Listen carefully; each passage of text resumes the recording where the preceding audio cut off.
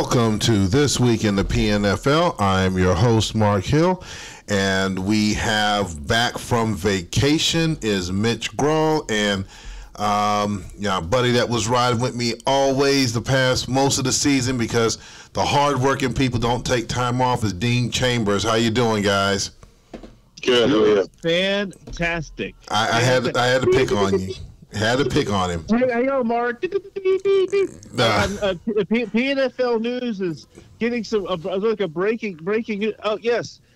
Just across the desk here, Mark, here at PNFL News, it looks as if the Pittsburgh Steelers have blocked another Kansas City punt, and it also looks like the New York Jets have just sacked Lamar Jackson again, even as he was leaving the facility for the Falcons. So just wanted to get that breaking news across the line here, Mark, before we get started. Okay, so you want to make sure you get that information out so everybody can be up to speed on that one. So that is a good thing. So as we are heading in, we're going to cover the Week 7 games, and we're going to go into the Week 8 games, but we're going to go ahead and kick this off covering the Week 7 games. This is a hard one to deal with, but we're going to try to get through it. We had Atlanta hosting the New York Jets, and I don't know if Atlanta even showed up, but the Jets walked away with a 25-0 win. We're going to start off with Mitch, and then we're going to have Coach Dean take this over. So go ahead and kick this one off, Mitch. And, I wasn't sure if I was watching the Jets and Falcons or that opening Cardinals-Seattle game. I wasn't sure. Anyway, I will just say that the New York Jets, the New York Sack Exchange showed up this week, 9 sacks. And so I think, Mark, you might be onto something. I think Atlanta showed up. Maybe just not their offensive line, one of the two. I don't know. But tough game for the Falcons. The Jets, efficient on offense, nothing super spectacular there. They grinded out some on the ground. But the big story here, to me, was the New York defense just getting all over the Atlanta offense. But I don't know, Dean, what are you thinking after this? Well, where do we start? The first thing, I'll start with the positive points. The scoreboard doesn't quite show it, but the defense actually played pretty well. 15 of those 25 points were on 2 scores, 2 touchdowns and a 2-point conversion. They were a direct result of the 2 turnovers that the offense committed. The defense itself, as far as normal possessions that weren't based on turnovers, gave up 10 points. Anytime, in addition to that, the defense forced the Jets to punt 7 times. How many times do you lose a game when the other team punts 7 times? So the defense played pretty well. The defense actually showed up to play. As I watched the game, it was clear that the defense actually tried hard and played, even when it was clear that the game wasn't going to be won. The defense played pretty much 60 minutes. Now, the opposite is true on the offense. The offense had the ball 12 times. First, we had 9 punts. Then there was a turnover and downs. You see a 0-1 on 4th down there. There was a 4th down attempt that was missed. You have 2 turnovers. Lamar Jackson fumbled the ball and he threw an interception on one other occasion. So 12 times the offense didn't get it done. It didn't even have any chance of getting it done. There's a total of 8 first downs in the entire game. Jackson went 11 of 34 for 32.4%. That just happens to match what Trey Lance did against Seattle. But this was worse. Now, remember I said in the Seattle game that if it weren't for 3 big plays, that would have been a shutout? That happened here. This time, the 11 of 34 performance led to a shutout, 8 first downs. I don't think there was a single time where the Atlanta offense was even threatening to score against the Jets. The offense just didn't show up. Barry Sanders ran 6 times for 19 yards. I don't know how you create what you think is a balanced profile and your offense only runs the ball 6 times. that's kind of a mystery. I've tried to recreate this result. Sometimes after a bad game, I try to replicate the result. I created a game plan for the Jets on defense where the only pass medium plays I put in were the 4 pass medium plays that accounted for 8 of the 9 sacks. So I simmed it several times. I could not get 9 sacks. The most I get was maybe 2 or 3. The first game I ran, I just simmed it 0 sacks. Another game I ran 1 or 2 sacks, and those 4 pass medium plays weren't even causing the sacks. So sometimes stuff happens. That's how it goes sometimes. Yeah, I can see that. I watched that game, and I have to agree with you. It's the defense did everything that they could. The offense just couldn't get anything going. So usually when that happens, if the offense is sitting on the sideline and your defense is out there, they're getting pummeled. Eventually, they're going to start giving up the points, and it did not look good. That was an ugly game, and I know you planned for it. But on one side, I can say it was the Jets, but then on the other side, I know that you spent a lot of time, and we'll talk about that in the middle segment as far as how you go with your game prep. So I think that'll be a good topic that we're going to go through. But yeah, that was sometimes all it takes for the offense to quote not show up, and a lot of times we do maybe put focus on this, but it does make a difference. The quarterback does provide leadership, and if the quarterback is just not playing, and we saw that at the end of last season in my game against the Green Bay, and we saw it to some degree in the Super Bowl. And if the quarterback is just playing very poorly, then the offense isn't going to go anywhere unless you're just going to ask your quarterback to hand off to your running backs 40 times a game. Maybe that's the answer. And one last comment I'll make for all of those who are inclined to talk trash about the Atlanta quarterback situation, or even to point back at the Justin Fields trade of last season, I'll remind them that Justin Fields is sitting on the bench behind a starting quarterback with an 81 quarterback rating. So, the Justin Fields isn't just a failure in Atlanta. He hasn't. He had his chances and didn't really light it up in Chicago either. And if you play in that system and you can't succeed as a quarterback, then you're probably not the guy. You're probably just, you're a journeyman. Yeah. I would say I have to break on that one, because if I'm looking at this right, Justin Fields actually has an 89 rating, so he's actually got a better rating than the starting quarterback in Chicago. So maybe Justin should be starting in Chicago right now, but I digress. If you're playing the system, you're getting an 89 quarterback rating, you're not lighting it up either. So true. True. None of these guys are going to win a Super Bowl in the PNFL. Not Justin Fields, not not Trey Lance, not Lamar Jackson, and we could probably add some other names on the list, and maybe we soon will. All right.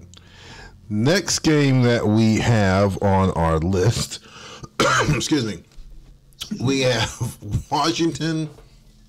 We have Washington hosting New England. Oh my goodness. We have Washington hosting New England, and Washington walked away with a 31-24 win. We are going to start with Dean on this one, because I know Dean has a lot left up in him. Go ahead, Dean. Yeah, I think the simple analysis of this game is just when you think that New England was going to lay down and die, and they played tough. They showed up and played Washington tough, but Washington's a very complete and solid team, and in the end, Washington still wins by a touchdown, playing very good balanced offense, good running attack, very good passing game, and Washington did prevail, but the Patriots made them work for it. Let's put it that way. It was a good game. Yep. Mitch. Yeah, Washington, I really liked what they did there. I tell you that, to me, what made the difference was the fact that you don't rarely see teams go 3 for 3 on their field goals, but Washington did. So those 9 points made the difference for them to get that victory. And kudos there to New England for hanging tough for sure.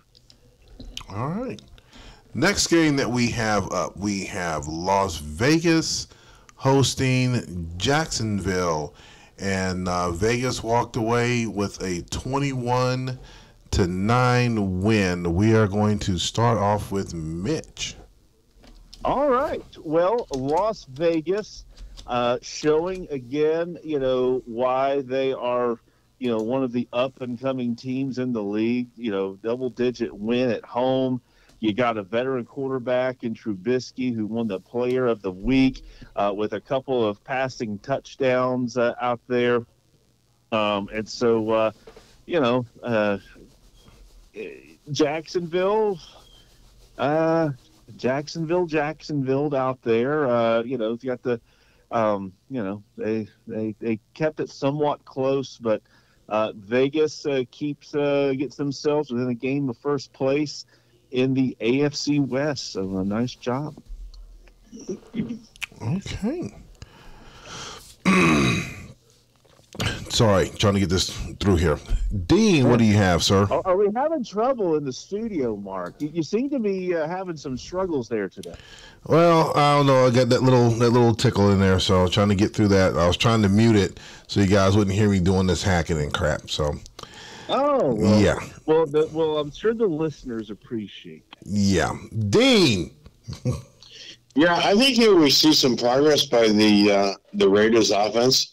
They had pretty solid running game with their rookie running back getting 72 yards offense gained, some pretty good passing yards. And, I think Las Vegas has been focused on trying to improve their offense. And, they showed some progress, got a solid win over Jacksonville. And I think the Raiders are going to be solid in the second half of this coming season. Yeah, I think that they're definitely going to be they're already starting to take that step up. So I think we kind of predicted that may happen at the beginning of the season. So definitely they're getting started on that. So good progress on that win. Next game that we have on the list, we have Kansas City hosting Pittsburgh. And I will definitely say that one did not see that one. That was an upset there with Pittsburgh taking this one. A tight game. Looks like a strong defensive game. 16-10. We're going to start with you on this one, Dean. Yeah, I predicted a number of upsets last week, including this one, and this one did turn out to be true. I think I declared the Steelers the best 0-4 team at one point, and the new coach struggled a bit early in the season, had some tough games, but starting to get it together, and it's starting to show in some of these games. And, certainly a win over Kansas City is not unimpressive. This is a solid win, even though it was a close game. It was a defensive struggle, a total of 26 points scored between the two teams.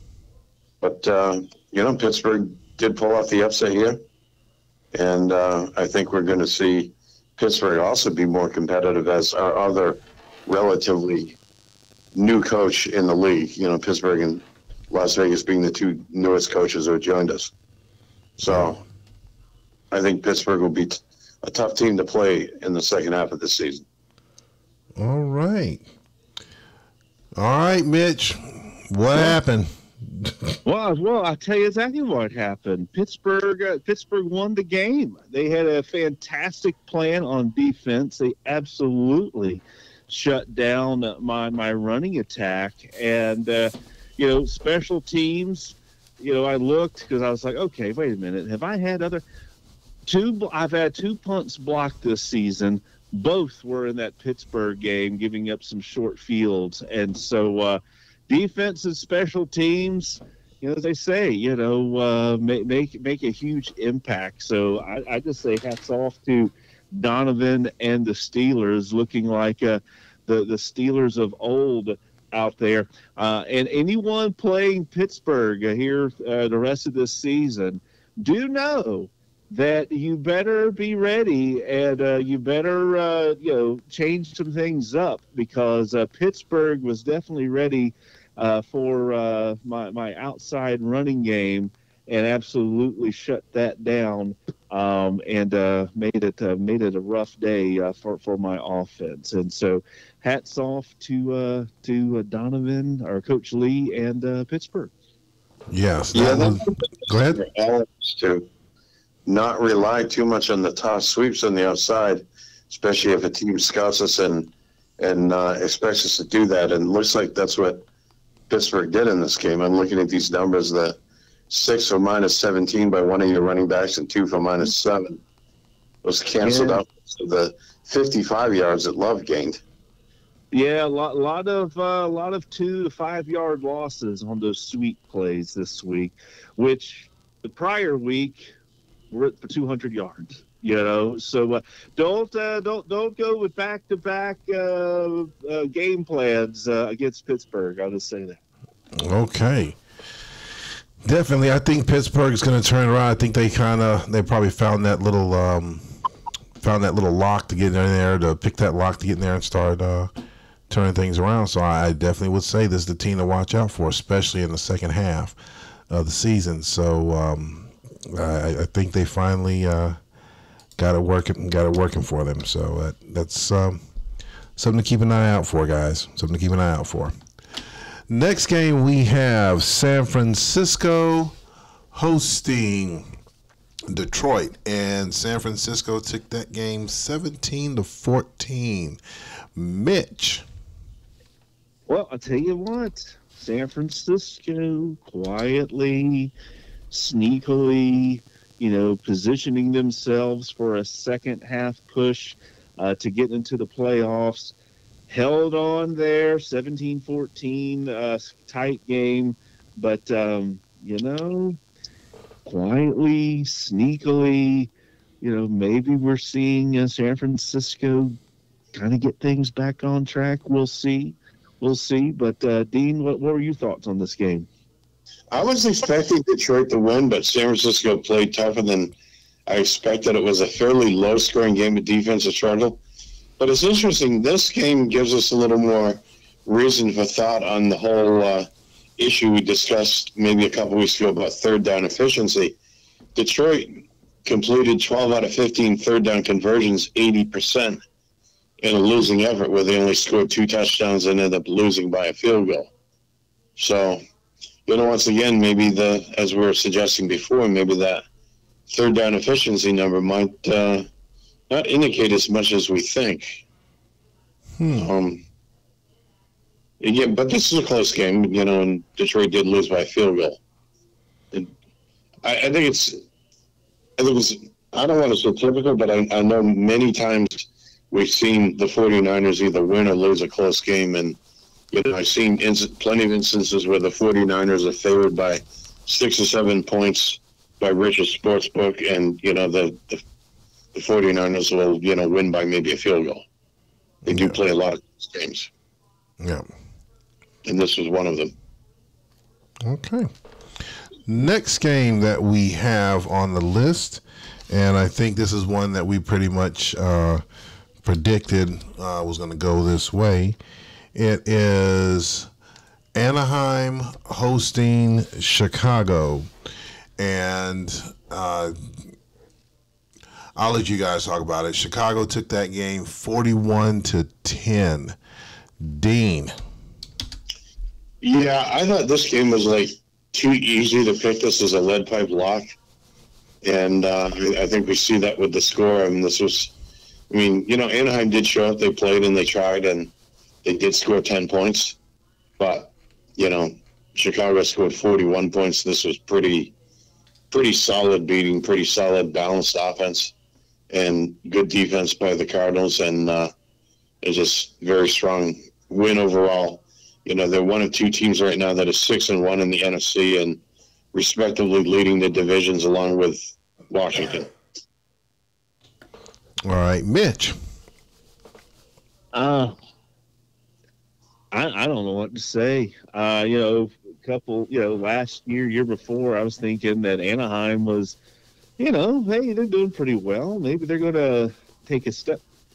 Wow. I think that the 10 points, that puts them barely at 70 points for the year scored. So that's about 10 points a game average. I don't know what's going on in Anaheim. Goodness gracious, that was not good. Not good. Well, yeah, Josh McDonald's had 41% completion, so he apparently keeps his job. He avoids the fate of maybe completing 30% of his passes and ending up unemployed. Well, the one thing that I'm surprised neither one of you guys mentioned is that, yes, their rushing game was non-existent, 37 yards rushing. The passing game is 148 yards, 1 touchdown, 2 interceptions, but neither one of you guys mentioned the fact that even though Prescott had 299 yards, 2 touchdowns, he had 3 interceptions. And who cares when you score 41 points and win by 31? Yeah, this is true. Well, their running game was on point. Their running game gave them 4 touchdowns. So it clearly wasn't the passing game. The passing game was 2 TDs. I mean, that's kind of average that you would expect, but the 3 turnovers, I mean, the turnovers were there. They could have got points out of it, but they came up empty-handed. Well, yeah, he put in 6 interceptions. Anaheim gave them right back because they had 3 turnovers of their own too. So it canceled themselves out. Turnovers are only good if your team can take advantage and do something with them, as the Jets did last week on both of those turnovers. They scored touchdowns in each. But, you can have a quarterback throw 10 interceptions, and if the other team doesn't score off those possessions, then the team that threw 10 interceptions didn't really pay the price. Now, that would be ridiculous, 10 interceptions, but 3 is generally a lot. You can often lose a game if your quarterback throws 3 interceptions. But again, the Rams didn't take advantage of those. Yeah. I got to give it to you on that one. It's just something that I noticed. I thought you guys were going to talk about, but I'm surprised neither one of you guys mentioned, because you guys are normally looking at those things and pointing those things out. So as we are winding up, we are down to the final 3 games. The next one on the list is Seattle hosting New Orleans, and we ended up walking away with a 27-16 win. Mitch, how's that lead pipe lock going for you over there? Well, you should be happy I picked you. I motivated you to a victory, so I was happy to be a part of this celebration for you. At least you get to celebrate now an actual 10-point or almost 11-point victory versus an 11-point loss. But I digress. But anyhow, this is a pattern here that I've noticed this week. Maybe it's been going on other weeks too, but I think this is the 3rd or 4th game where a team, one of the teams, has had under 150 yards passing. So congratulations to Seattle and Mark and your defense there. But I am noticing what seems to be a trend, at least this week, of a lot of teams not able to throw the ball well, or they are choosing plays that throw the ball very short. One of the two. So now here's the thing: 2 of those teams got victories this week. So I can't say that, hey, you throw under 150 yards, you're going to lose. 2 of them that got victories. One was against me, so I know all about that. But it is interesting, though, that there seems to be a bit of a trend of a lot of teams with low passing numbers out there. But anyway, I digress. It's about you, Mark. Congratulations. Big win. Dominated on both sides of the ball. Dean, what do you think? Yeah, this is what I expected. I did predict this last week. I think it was deemed an upset because I believe the Saints were favored by Richard's Sportsbook. But yeah, I predicted this. I predicted the Seahawks were going to win this game. I thought they were due to win again and to start turning the season around. And, the Seahawks played well on both sides of the ball and got the job done and beat a team that was in the playoffs last year, a very solid team that still could be in the playoffs this year. So solid win for Seattle, and I think points to better things. Baby steps. Baby steps. Baby steps. So, as we are coming down to the final two games, we have the New York Giants taking on Indy. And we have the Giants taking this game 31-14. Dean. Yeah, I even considered making this a lead pipe lock. I was confident that even though Indianapolis has been tough this season, I was confident that the Giants were going to win. And they put up over 500 yards of offense, 177 yards of passing, rushing rather, 331 in passing. Good solid offense and some pretty good defense as well, holding the Colts to just 14 points. This was a solid win by the Giants. I think those of you that are not on the Giants bandwagon, you might think about getting on it, because I think the Giants are finally going to have that breakthrough season and make a postseason appearance this season. It's starting to look that way. All right, Mitch. Yeah, and the Giants definitely looked good this week, both sides of the ball, and running and passing as well on offense. I think Sean likes having Barkley on his team because he has been running him like crazy this year. Another 100-plus yard game for old Saquon, but not a whole lot. Not a whole lot to say other than, what was the number one scoring defense in the league a few weeks ago has now given up 30 points. I know at least in 2 of the last 3 weeks. So Indianapolis kind of stumbling a little bit. So we'll see if they can rebound this week. Yeah, that's going to be a little issue there, but I think they'll get it together. They'll get it together. I'm sure of it. So, last game that we have which is our game of the week, LA taking on, or actually LA hosting Minnesota, and it was a very tight game, very entertaining game. LA woke up and they took this game 25-23. Mitch, let's start off with you. Never count out the Kaiser.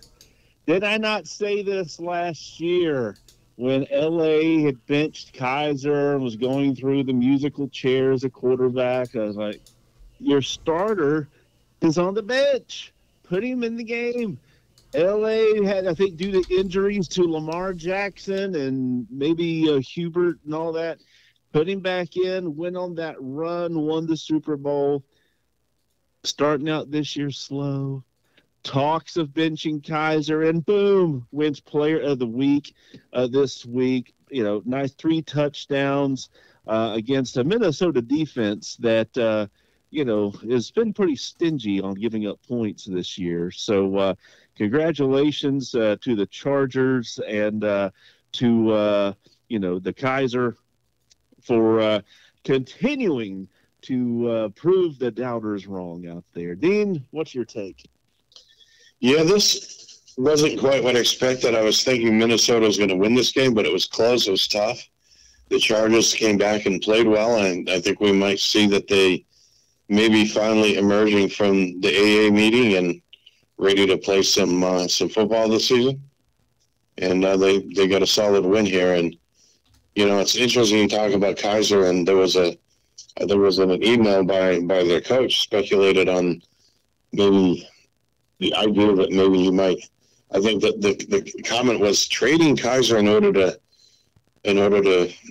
start Justin Herbert, or I forget exactly how he said it, like something about in order to justify starting Justin Herbert. But maybe sticking with Kaiser might be a good idea for the Chargers this season.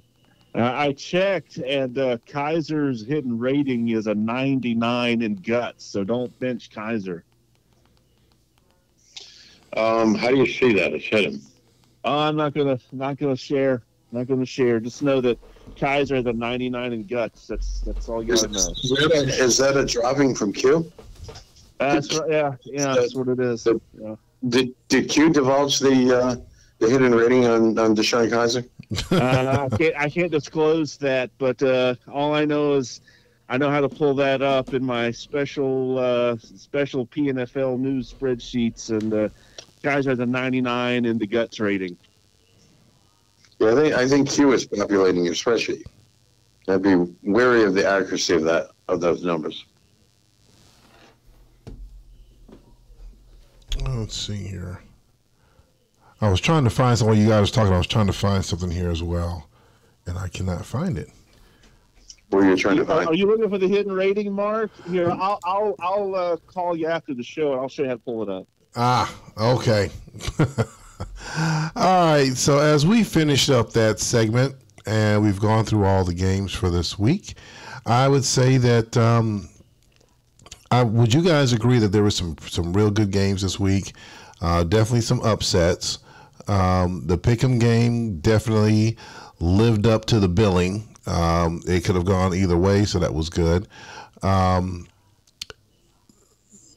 think everyone's. I think we're at that point right now in the league where everyone's kind of got their balance, and we're starting to see some things kind of shaking out as far as where the top teams are. I mean, there's some teams we knew were going to be there, but we do have some of those young teams that are starting to come up and show what they have. Would you guys agree? Yeah, I think we have couple of young teams that are starting to show potential. I think we have a handful of teams that are showing that they're definitely leaders of the pack, and I think we probably have 2 or 3 teams that seem to be teetering on the edge of collapsing into a black hole. And I'd say we already have a couple of teams in the black hole right now. Yeah, one for sure, I think, but probably 2. And I think I said it early on this season that the Jets were back, and definitely they are proving it. They're proving it. Last year, they just took their foot off the gas, but this season they're putting their feet on people's necks. They're not giving anybody a break. That's the team. You see them coming, you better grab the women and children and clear out.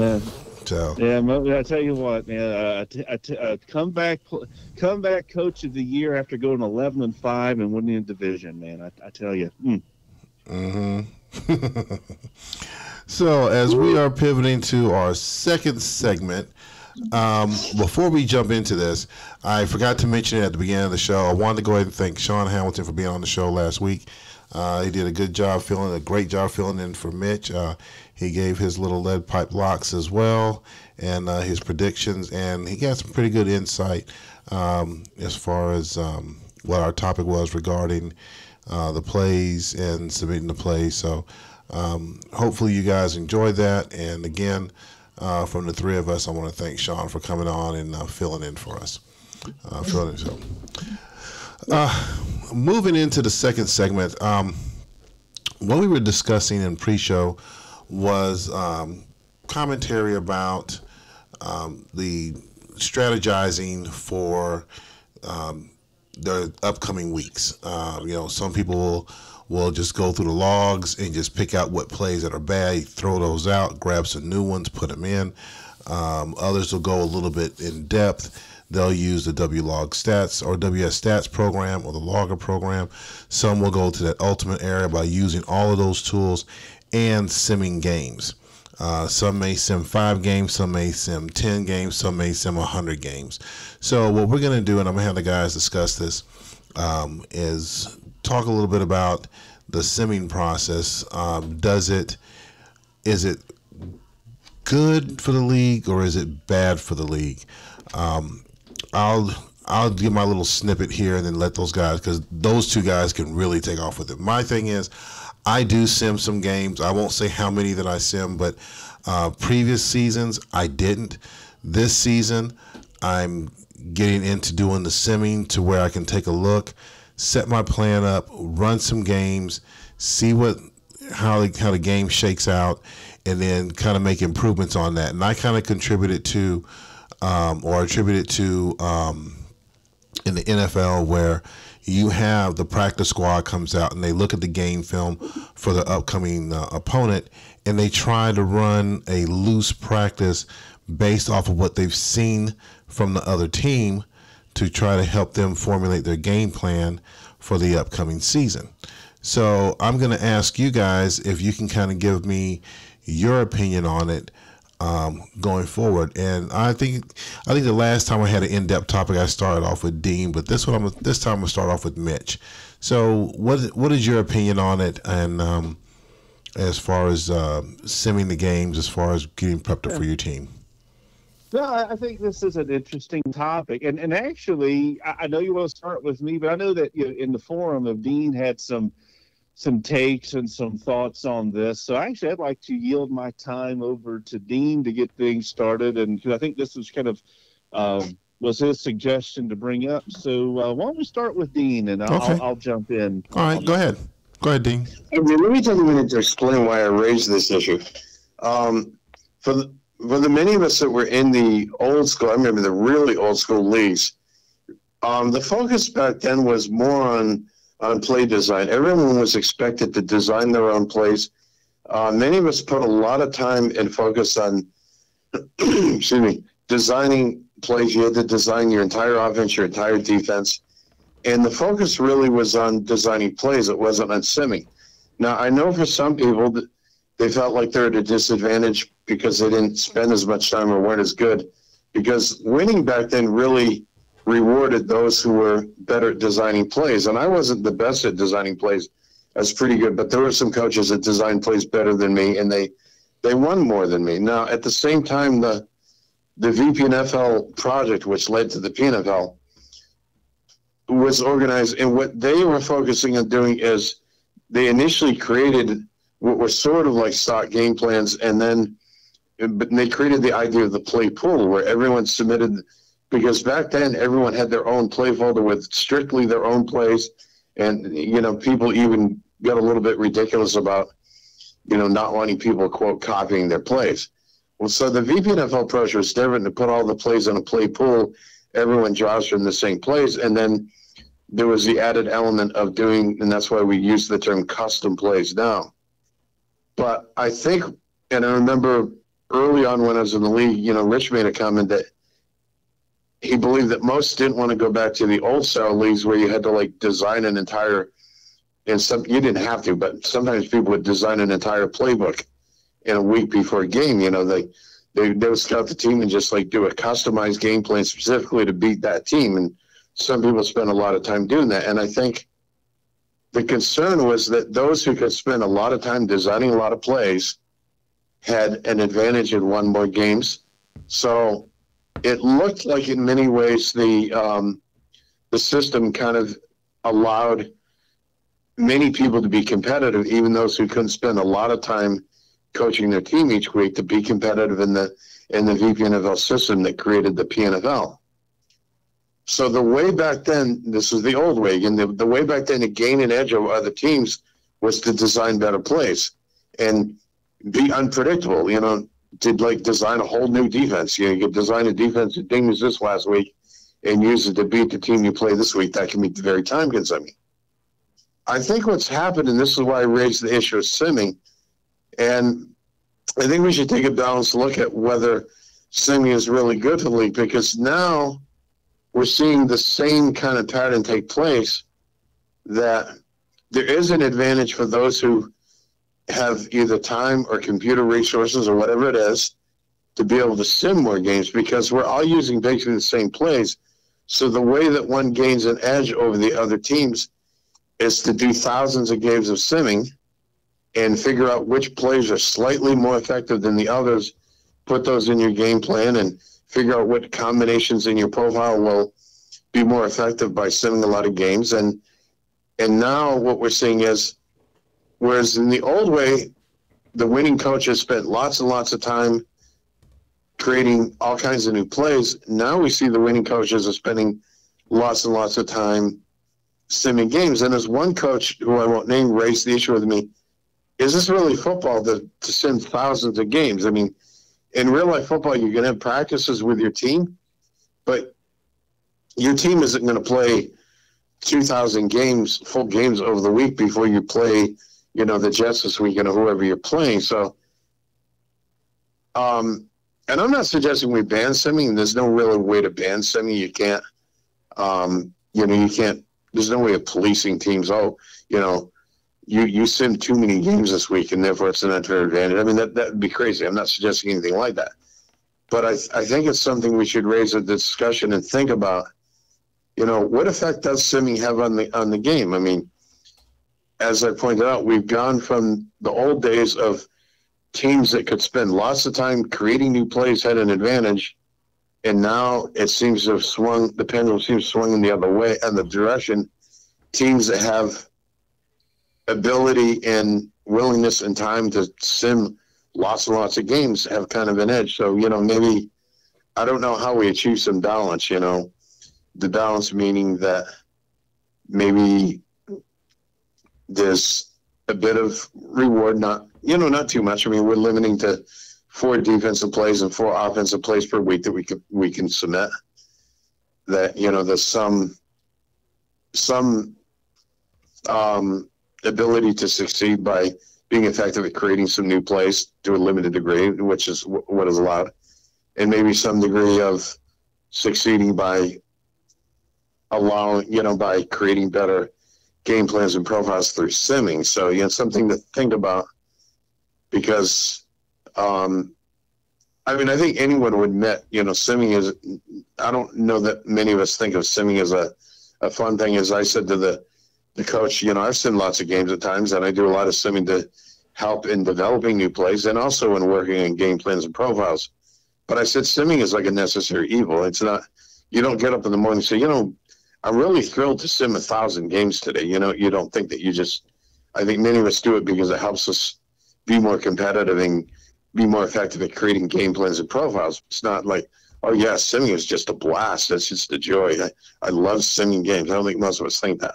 What do you think, Mitch? What do you think, Mark?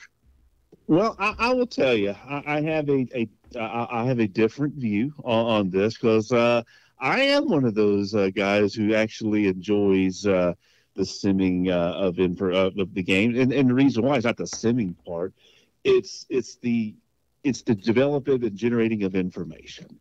I love to analyze information and data, and be able to use it to basically, develop game plans and whatnot. And I kind of look at it like this. Well, let me back up. I've been in leagues as well, similar to what you were talking about before. I think we might have been in the same league at one point.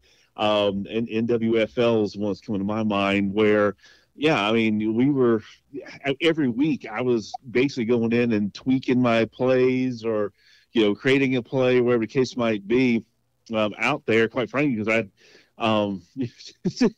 didn't have the ability to do a lot of extra simulations other than doing it by hand and whatnot. But even then, I would take the plays I created, and I would try to replicate what I thought my opponent would be doing against me based on their previous games, tendencies, etc., to see, all right, hey, how'd this play do? All right, let me go tweak the play.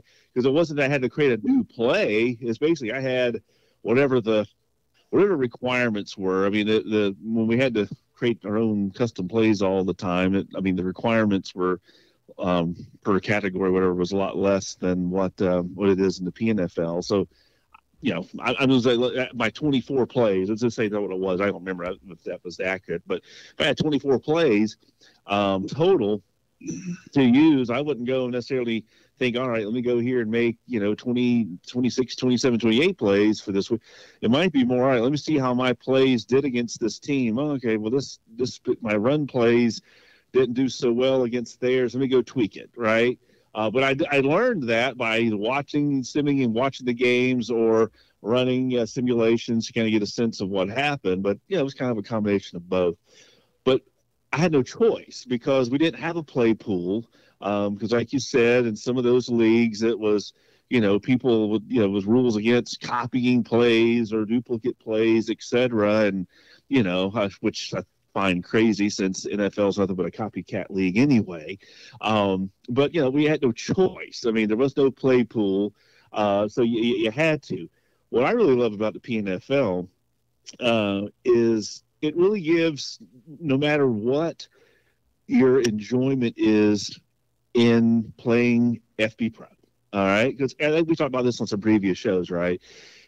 Everybody keeps playing this game for 30 years for one particular reason or another.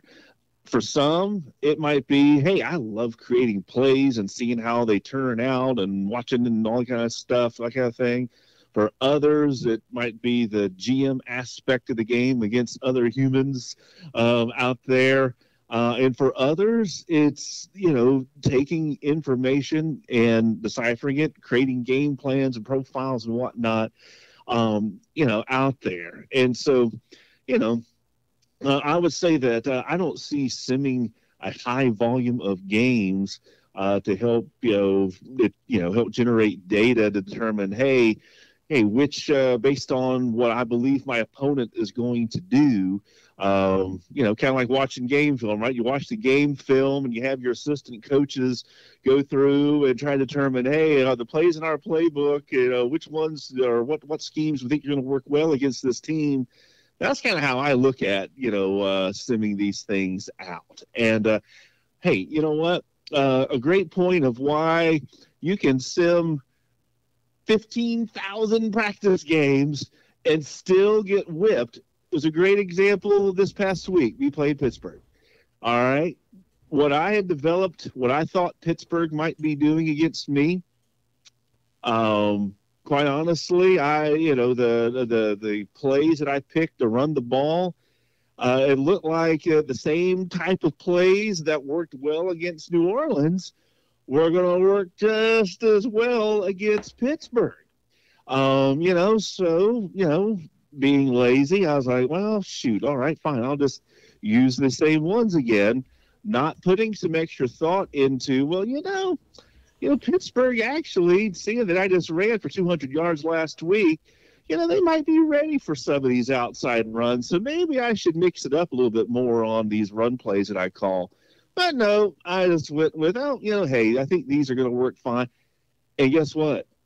Pittsburgh changed up what they did and absolutely shut me down. And so hats off to them for doing that, because I honestly didn't give them enough credit for making for the ability that they were going to make the adjustments.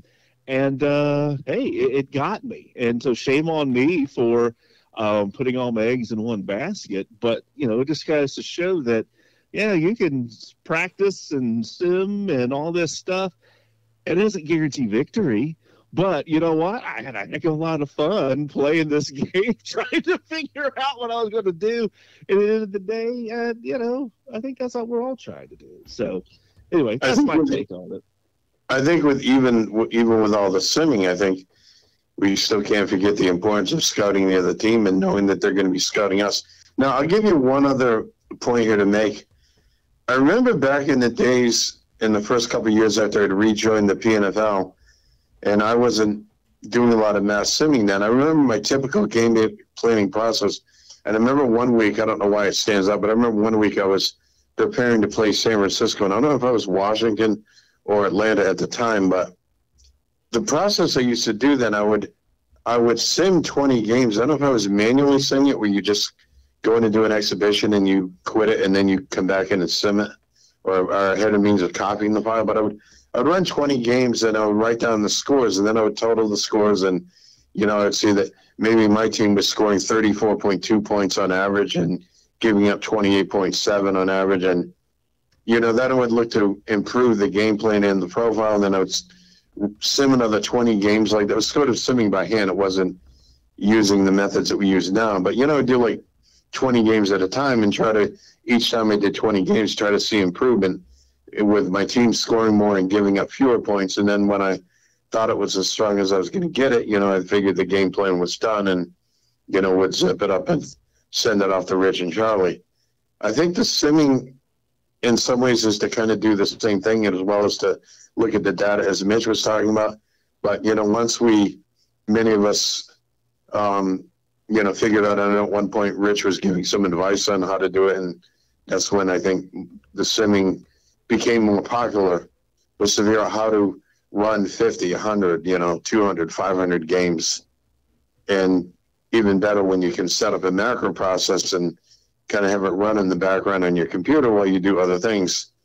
And then you get your data afterwards, and then, do the kind of data analysis that Mitch was talking about. And I mean, simming is here to stay. It's not going to go. You can't ban it.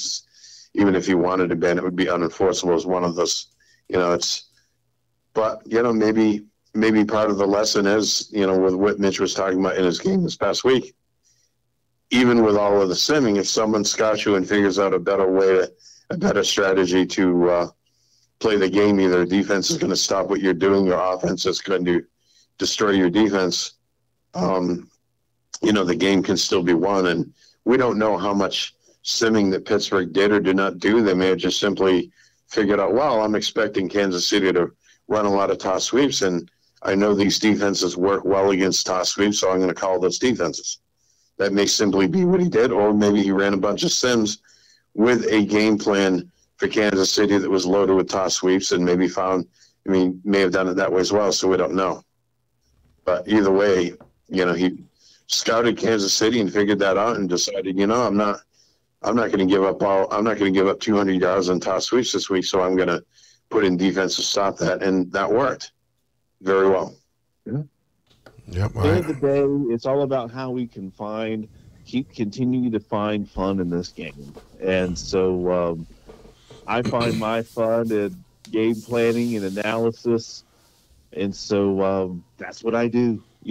I could spend more time creating plays like I had to in prior leagues, but since I don't have to, because we got a play pool, I'd rather focus my time on the stuff that I enjoy. I actually tried to create a play that you'd be proud of me, Dean. I actually was working on a play to maybe include in my game plan this week, and thought, all right, hey, I think this is going to be a pretty good one here. I think it should be pretty solid. It was kind of a combination of some schemes I'd seen in some other plays around. Yep, I put it into one of my practice game plans, and it absolutely stinks. So I will not be. So again, but though, I could go and spend another 6 hours probably trying to get this play to work, or I could spend that time, on other parts of my game plan. So I choose to spend it on other parts of my game plan. So, would you want to take up a challenge for our game where we had to design a completely new game plan on both sides of the ball for our game? Yeah. Do you want to do that just for old time's sake? Just try it once. If we could, we'd have to have a reduced number of required plays. I'm not going to come up with whatever it is we have to do 36 or 45 plays a week. All right. Well, we're gonna wind this down because we are almost at an hour right now. So we're gonna wind this down. I let those guys. Sometimes I got to rein them in, but other times I let them off the leash and just let them do their thing. So hopefully you guys got some insight on that, and we're gonna pivot over to the last segment here, and we're gonna try to run through these as quickly as we can so we don't bore you guys too much. So. Heading into week 8, we're at the halfway point, and again, as always, you guys have your lead pipe locks, and we're going to go through it, and there's quite a few pick'em games this week. So what we're going to do, we're going to start this one off. First on the list is Indy taking on New England, and the sport books has Indy by 6.5. We're going to start with you, Mitch. Well, since I don't know if New England has a computer based on some of those emails that Mox has been sending out, I'm going to lean with Indianapolis. Okay. Quick to the point. Dean. Yeah, I'm definitely picking Indianapolis to come back after last week's game and win and cover the spread. Definitely a win for the Colts. All right. I'm going to be the first one to jump on board real quick. I am picking Indy. Sorry, Coach Mox. I'm also using them as my lead pipe lock this week. So I think they're going to stay on the roll. Going to keep it moving. Next game, we have Vegas hosting KC. They are picking, despite KC losing, they are picking KC by 9.5. Dean. Yeah, that spread is way too big. The Raiders defense is playing solid. I think it will continue to play solid. I think the Raiders offense will continue to improve. I'm picking the upset, and I'm going with the Raiders. Hoo-hoo. Okay, Mitch, what do you got?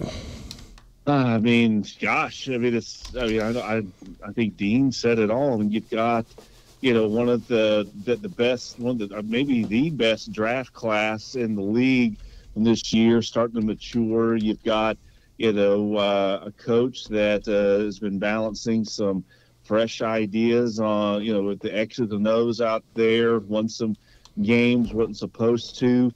Rivalry game, Raiders and Chiefs. I mean, to me, it says Las Vegas, but I guess I'll go with the Chiefs since I coached them. All right.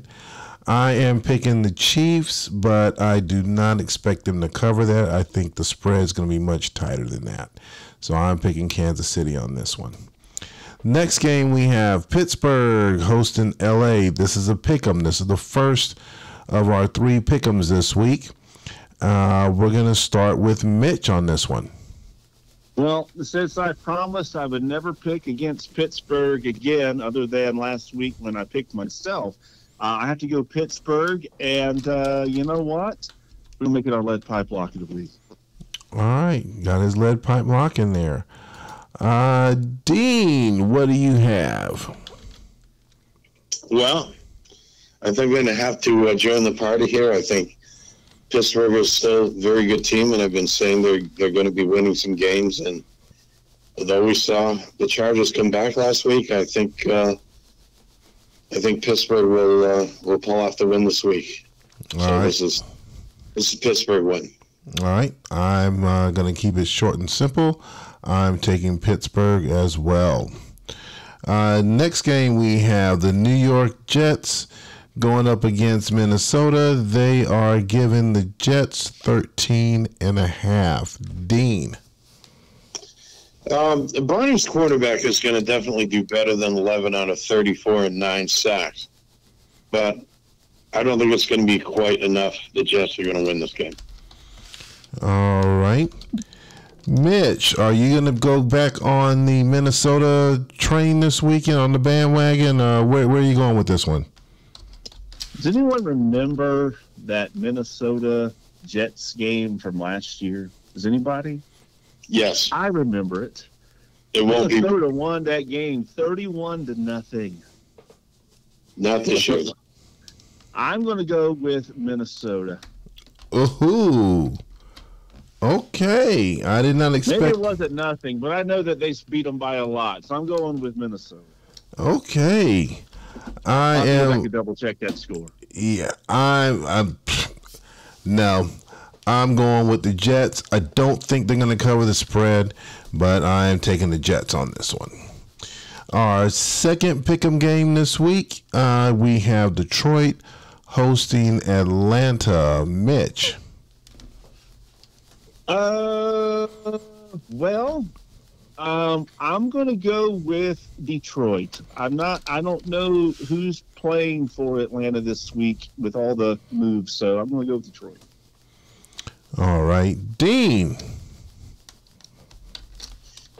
I am betting on defense here, and I think we're going to see. I wouldn't be surprised if like a 10-6 game, and maybe even a 9-6 game, with Atlanta winning. All right. This was a hard one for me to pick, but I decided to go ahead and I'm going to go with Atlanta. I'm going to ride with Atlanta on this one. So. Next, actually, our last pick'em game for this week, according to Sportsbooks, we have New Orleans hosting the Giants. Dean. Yeah, I think this is the one that more of us should be getting on this train, and I'm talking about the Giants. I mean, I coach a team that has red as one of its colors, but I'm voting straight ticket blue on this one in favor of the Giants, and I'm going to make this a lead pipe lock as well. The Giants are going to win this game, and you're going to see some momentum in favor of the Giants making it to postseason this season. and it will continue with this win over a very good, solid Saints team. Giants win. Lead pipe lock. All right, Mitch. I'm going to go the other way and say the Saints will be marching in. I'm taking the Saints. All right. I did kind of wrestle on this one a little bit. I played them last week. I played the Giants as well the week prior. I'm going to go with the Giants this week. So, next game we have Washington hosting Chicago. They are giving Chicago 7.5. Mitch. Prescott decides to go ahead and throw to his own team, and Chicago takes this game. All right, Dean. I don't see how that makes sense.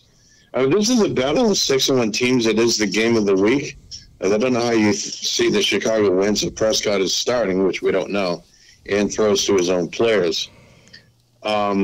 I think that might be the factor. We don't know who will be the quarterback for the Cardinals, but we definitely know who the quarterback for the Redskins will be, and that will be the player of the game in this week when the Redskins pull off the upset and Jerry's team wins over Chicago and goes 7-1. Oh.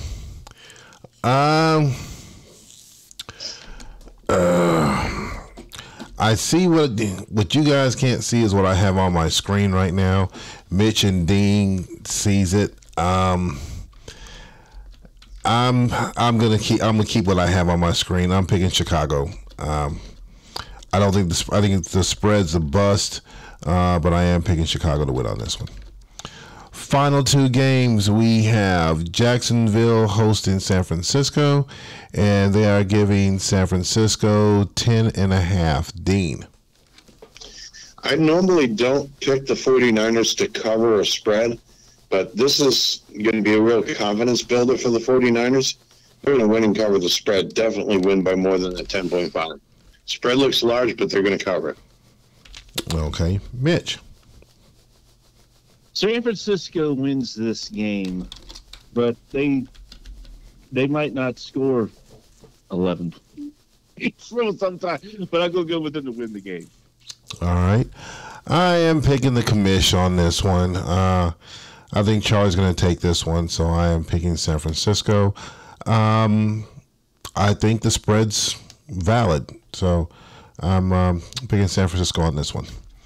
Last game. I don't know why I'm sitting there on the last 3 weeks. I don't understand that. Anyway, Seattle hosting Anaheim.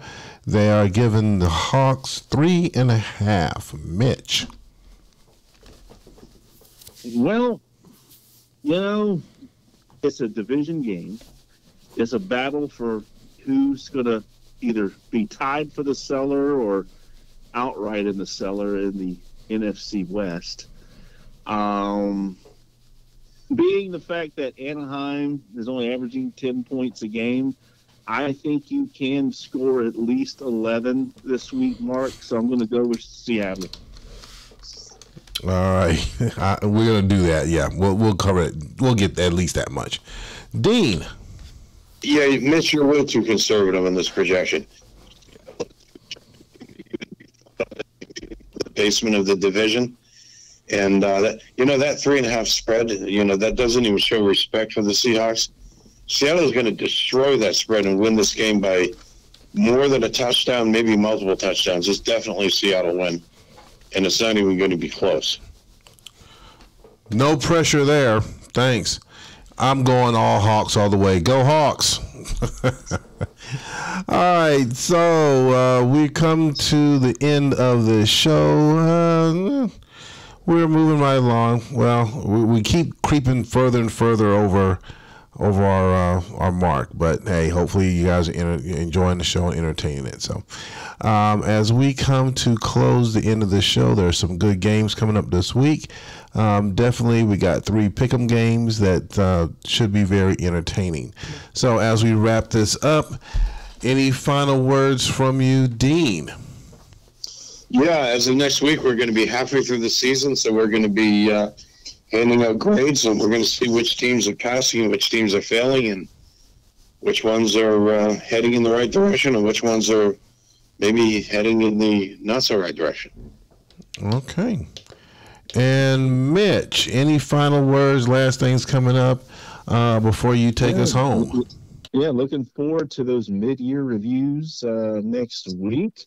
And you know what? Whether you're creating plays, sending game plans, or going for it on 4th and 1, let's just get it.